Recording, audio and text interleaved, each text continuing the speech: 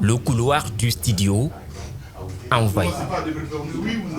À cet instant, aucun des animateurs de l'émission Les Grandes Gueules ne sait ce qui est en train de se préparer. Jusqu'à la dernière minute, la surprise est restée totale. Et quand est venu le moment, joyeux anniversaire, elle n'avait rien perdu de son effet. Ému, surpris, le fondateur du groupe Adafo Média, par la voix de Tamba Zakari, laisse quelques mots.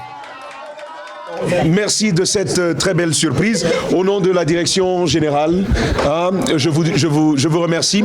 Et je continue à dire, nous sommes ce que nous sommes grâce à ce que vous faites. Et dernier message, continuez à nous soutenir. Nous promettons... Ces remerciements, c'est à la troupe Bomba et à tous les fidèles téléspectateurs d'Espace TV qu'on l'adresse. Habillé aux couleurs du groupe Adafo Média, la troupe Bomba qui a offert ce gâteau, qui évolue dans le cinéma et qui a récemment signé un partenariat avec Espace TV, a une fois encore motivé les travailleurs. Nous promettons qu'il y aura du meilleur, il y aura toujours mieux pour nos téléspectateurs. Merci encore une fois et c'est au nom de la direction générale. Il y a 5 ans, personne ne pouvait s'y attendre. La route a été longue, mais la télé d'une autre planète a bien pu s'imposer. 5 ans aujourd'hui, c'est une aventure. Début ce samedi du mois de reconnaissance du Fouta au président de la République, c'est Timbi Madina qui a ouvert la cérémonie à travers un tournoi de football qui met en compétition les 12 sous-préfectures de Pita. Plusieurs activités sont prévues durant ce mois, notamment des sensibilisations et des compétitions sportives. Les ministres de l'Éducation, de la Jeunesse et des Sports se sont rendus dans la zone pour donner le coup d'envoi de l'événement. Alseni Barry commente les images de Tierno Sadouba. Timbi Madina, dans Pita, la sous-préfecture accueille la première journée du mois de reconnaissance du Fouta au président de la République. 3 ministres, un gouverneur, une foule énorme ont répondu à l'activité, premier du genre, au Fouta Djalon. Une parodie de campagne ou une simple reconnaissance. Le message semble clair. Timbi Madina est content. Le ministre de la Jeunesse voit en cette mobilisation une adhésion aux idéaux du chef de l'État. Nous sommes heureux de constater qu'ici, à Timbi Madina, à Pita, au Fouta, les gens comprennent que le président Alpha Condé est un rassembleur.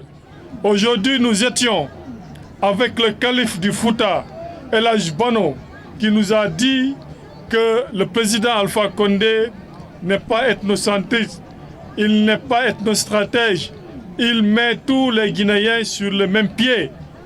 Et donc, c'est un président bâtisseur qui est bon pour ce pays. C'est pour cela. Pita, comme d'ailleurs plusieurs préfectures de la région de Mamou, ont bénéficié des routes et autres édifices. Il est question de saluer les efforts du gouvernement à travers cette compétition. Timbi s'est mobilisé. À travers cette mobilisation, nous allons véhiculer des messages. Nous allons mettre des sensibilisations sur l'immigration clandestine qui aujourd'hui continue à endeuiller des familles. Nous allons continuer à parler de l'extrémisme violent, que ce soit du côté des religions ou du côté des politiques. Et nous avons bien entendu vendre les acquis du régime. À ce tournoi prennent part les 12 collectivités de la préfecture de Pita. Pour ce match d'ouverture, Timbi Madina bat Ninguélandi 1-0. Notons que les ministres de l'Éducation, de la Jeunesse et du Sport ont profité de l'occasion pour visiter les chantiers, notamment routiers, entamés par le ministère des Travaux publics. Une compétition interscolaire pour une meilleure idée de lutte contre l'insalubrité. Initiée par la société Vivo Énergie Guinée, elle vise à mettre en confrontation les projets présentés par les élèves et étudiants dans le cadre de la lutte contre l'insalubrité. Et à cette étape de la compétition, avec 10 écoles en lice pour cette demi-finale, 2 écoles, une université et un lycée vont batailler pour le meilleur projet prix impact éducatif. Abdourahmane Diallo et Aboubakar Din Kamara.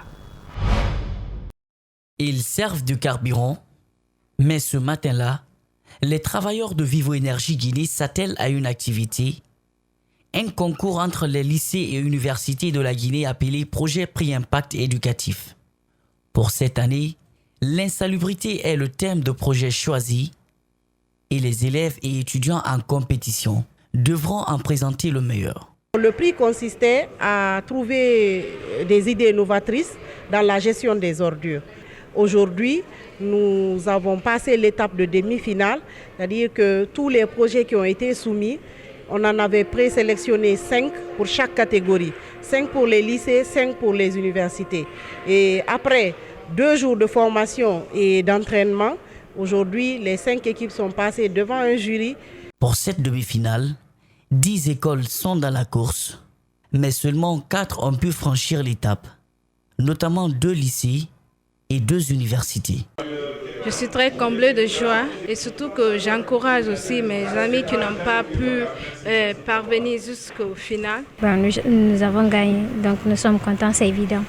Malgré l'échec de leur projet, ils sont loin de se décourager, car ne serait-ce que l'expérience acquise est une sorte de motivation au cours de cette belle aventure. Comme on a eu à faire des formations, cela va aider à améliorer notre niveau. On a appris quelque chose qu'on ne savait pas et dans ce cadre-là, nous nous battrons. Comme il y aura aussi d'autres compétitions, on va se battre pour cette fois-ci être les meilleurs. Vivo Énergie Guinée, dans sa logique de lutter contre le chômage et sa contribution à l'éducation à la base, compte pérenniser cette initiative.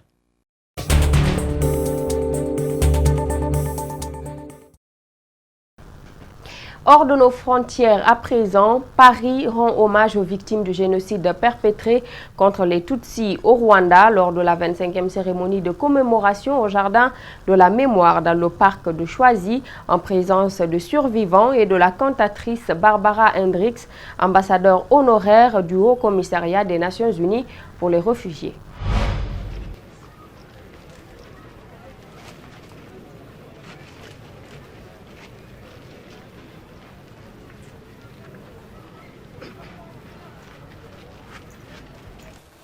Au moment où j'ai vu ma sœur se faire ramasser au visage, au moment où j'ai vu cette dame qui s'appelle Laetitia avec son fils qui avait 2 ans. Le fils a reçu un coup de gourdin sur la tête alors qu'elle le portait sur son dos. Je me rends compte en fait que je ne peux pas me lever. Je ne peux pas me lever, je suis blessé. Mais en même temps, j'ai des corps sur moi.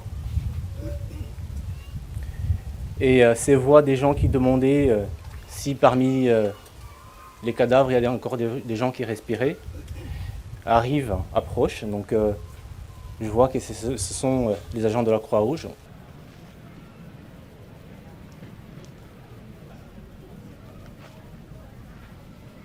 Nous nous souvenons, nous commémorons, nous faisons de ce 7 avril une journée officielle et surtout maintenant nous allons travailler avec cette commission indépendante d'historiens qui va devoir faire toute la lumière sur ce qui s'est passé au Rwanda il y a maintenant 25 ans.